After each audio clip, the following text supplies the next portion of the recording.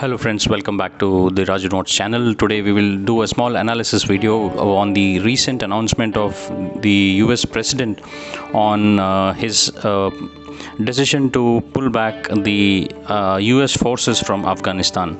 Well, if this happens, what are the geopolitical ramifications? How is India affected? How is the Pakistan affected? Or as a matter of fact, how is Kabul affected? We will just quickly do some analysis on this. So, as the US prepares for a withdrawal from Afghanistan, is Delhi really out of any options? We will see that. After the expenditure of about 2 trillion, the loss of over 2,300 American troops, and the death of some about 1,57,000 Afghans, the Joe Biden administration has just announced that it will withdraw all the military personnel by September 11, 2021. Today, the American troops' presence in the country has dwindled. In any case, about 3,500 from peak of 1 lakh during the surge under the Obama administration. Under the current plan, a small contingent of force will remain in Kabul, largely to protect the American diplomats stationed at the sprawling embassy in the city.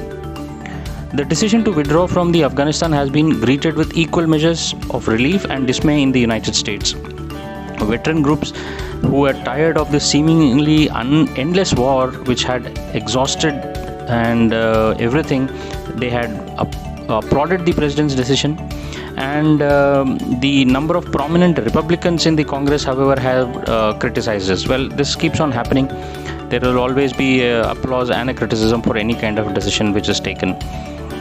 Well, their criticism was for the withdrawal without spelling out some binding conditions, and this could allow Al-Qaeda and other terrorist groups in the country to reconstitute themselves again.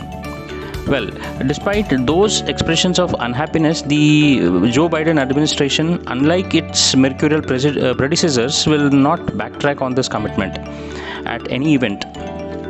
This decision is wholly keeping with the President Biden's long-held belief that the US shouldn't have invaded Afghanistan with massive military footprint. The Bush administration had in fact initially relied on the elements of such a strategy arguments with the massive use of air power. This strategy had not only toppled the Taliban regime but had induced Al-Qaeda and other terror forces to flee and take refuge in the border areas of Pakistan. There they managed to regroup with varying degrees of complicity on the parts of Pakistani security establishment. The irony, of course, is that Pakistan, while ostensibly a staunch US ally in the global war on terror, played the age-old game of hunting with the hounds and running with the hares. Even though some officials in the Bush administration and the Obama administration and a handful in the Congress had recognized that Pakistan was playing a double game, no one had the rather I must say intestinal fortitude to call its bluff for fear of ending the limited cooperation that the US was managing to get from Islamabad. The two Bush administrations, contrary to their own pronouncements that they were averse to the nation building, had actually expanded the scope and dimensions of the American missions in the country. They had sought to bolster the institutions, promote economy development, attempt to demolish Taliban. In some measures, they had succeeded in improving these material conditions along the multiple dimensions ranging from education to healthcare. However, they had made very limited headway in terms of other key goals like effectively defeating of Taliban. Under President Obama, as early as 2009, with Joe Biden as vice president, had argued for more limited strategy focused on the counter-terrorism. This approach would have mostly relied on special forces and would have seen end of vast military occupation, relying on the US as well as the NATO forces. Despite their close working relationship of Obama and especially the uniformed military brass, they had disagreed with the Biden and had set aside his view on the subject. Now firmly encouraged in the office and keeping on focus on the ambitious domestic agenda ranging from civil rights to infrastructure, Joe Biden has executed a plan he had long supported.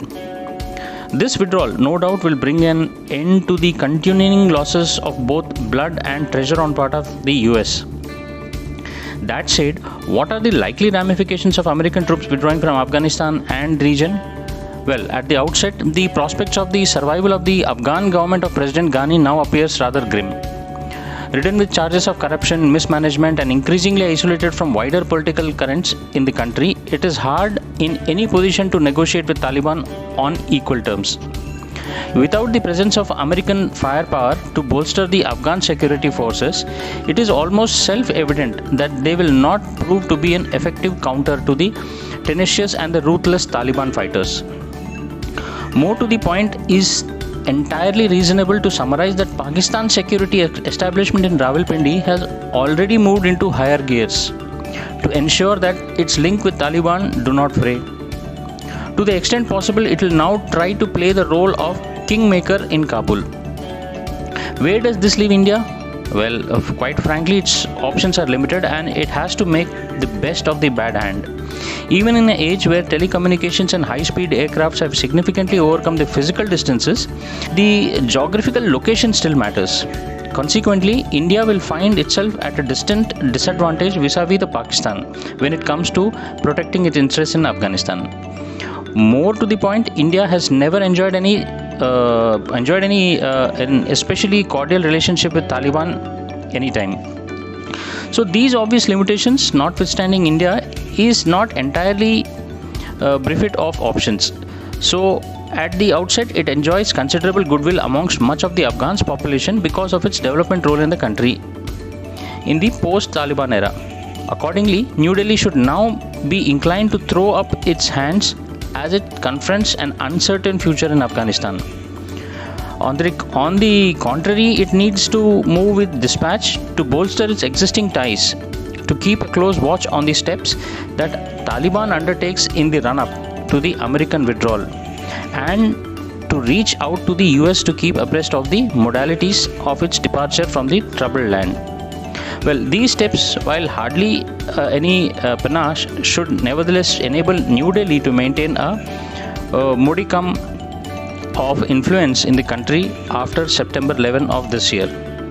Well, that was the thing which we had to say about this farewell of the US troops to Kabul, and I will only say that our concern is that the vacuum that will be created by the withdrawal of US and NATO should not create space for the disruptors. This was the statement which General Bipin Rawat gave as a reaction to the this particular announcement by the Joe Biden. Let's see how does it turn out. Thank you for tuning into my channel. Stay subscribed and do tell your friends also. Thank you.